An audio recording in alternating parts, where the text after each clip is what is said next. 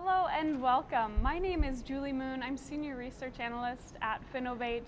We are here live at Finovate Fall 2018. I'm joined by David Snitkof, Head of Data Integration and Insights at Kabbage. David, thank you for joining me today. Thank you, Julie. Good to be here. Yeah. So David is a data scientist and co-founder of Orchard, which is a data analytics and transaction platform that Kabbage acquired earlier this year. So David, tell us a little bit about Kabbage. Sure. So Kabbage is a technology company and provider of working capital to small businesses in the US and around the world through our bank partners. And so for over 8 years, we've actually used all sorts of machine learning and really interesting data about our customers to make capital available to small businesses and help small business owners focus on what they do best so they don't have to worry too much about optimizing the financial operations of their business. Mm-hmm. Very cool, very cool. So how do Orchard, your previous company's technologies, complement Kabbage and fit with the company's dedication to empower these small businesses? Yeah, so as you mentioned, Orchard developed a suite of analytical products and capital markets optimization tools that were used by both institutional investors as well as online lenders in this online lending market. And Kabbage had actually been a customer of ours for several years prior to the acquisition, and we knew that we always shared a really good culture of being data-driven companies, and they were always a great partner.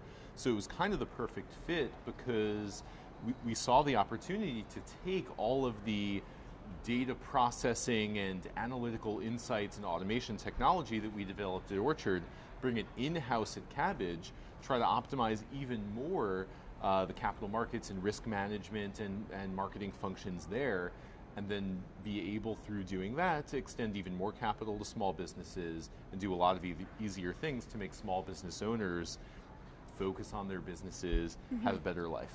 Cool, very cool. So you talk a lot about data, and Kabbage uses a lot of non-traditional data. Talk to us a little bit about what types of non-traditional data Kabbage implements and kind of how that works with their strategy. Well, a small business is an inherently complex and heterogeneous organism. So no two businesses look alike, and even more so than in consumer lending, every small business is truly unique, which means that you need to get to know that small business in depth if you're going to offer a personalized financial product that actually gets used by that small business. So we use a lot of data about our customers' finances. We maintain connections that they give to us to their bank accounts, their other financial accounts, and even non-financial channels so that we can get a fuller picture of how that business is doing, how it's performing, and monitor it not just at the point of origination, but over time so that as a business grows and improves, we can extend even more credit to them, we can change their rates. We really want to be a partner as a small business grows. Great, great. So at the beginning of the interview, you mentioned, or you called Kabbage a technology company and not a lending company. Talk to us about that distinction and why it's so important. Yeah, so to be clear, Kabbage is a lending company. We've made over $5 billion of loans to small businesses, but there are other companies who do that. There are banks who do that. We do it better for a lot of other businesses, but there's a lot more to it than that because my feeling is that, and all of our feeling is that if we have a really, really good picture of a small business's data and we intimately understand the finance and the operations of a small business, we can do more than just extend them credit. We can really be a partner in their growth. In addition to that, we don't just make loans ourselves, we also license technology to bank partners around the world that they use to make loans to their customers because they know that we have the technology, the automation, the data science capabilities, the models to make those loans in a cheaper way than if they were to do that using all of their own systems. Yeah, yeah. So Kabbage has been leveraging data for a long time. And there's a lot of talk about leveraging data for AI and all sorts of things. What advice would you give to smaller firms who are kind of just starting out, have all this consumer data, and are looking to apply it kind of to their offerings?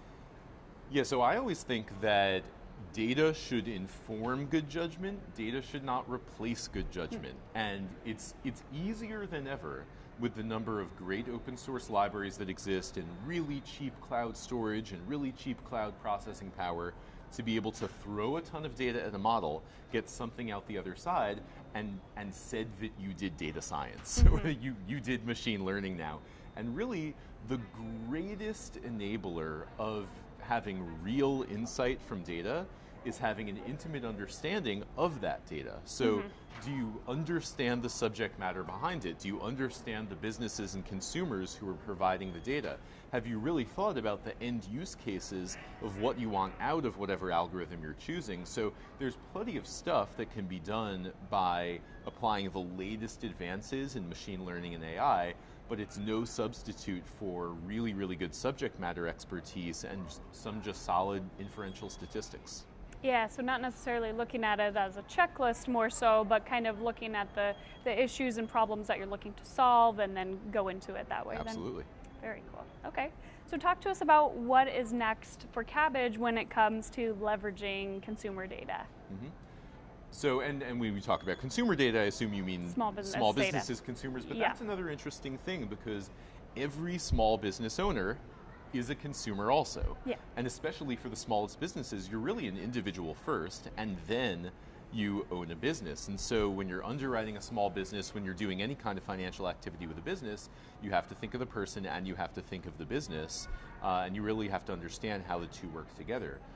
What's going on in fintech broadly right now in the area of small business is, 20 years ago, if you were running a business, all of your financial products, you'd go to your bank and you would get all those products. So you had a very, very bundled set of services. Over the past couple decades, fintech has very effectively unbundled the bank. So now you have this unprecedented degree of choice where you can get this service from here and this service from here and this service from there. It's like a golden age of customer service, and in one sense that's really great because there's been a lot of innovation. In another way, running a small business has become this very, very fragmented affair where there are so many systems and so many tools and so many different reports and analyses and numbers to keep track of.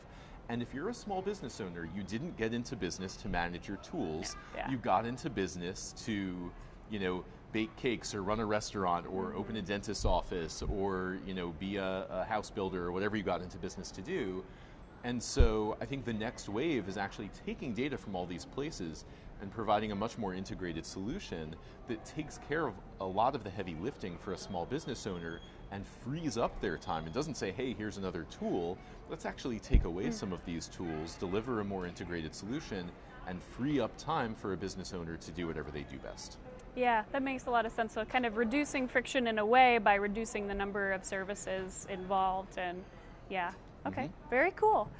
Well, David, thank you so much for joining us today. I'm Julie Moon. This is David Snitkof, and we're at Finovate Fall 2018.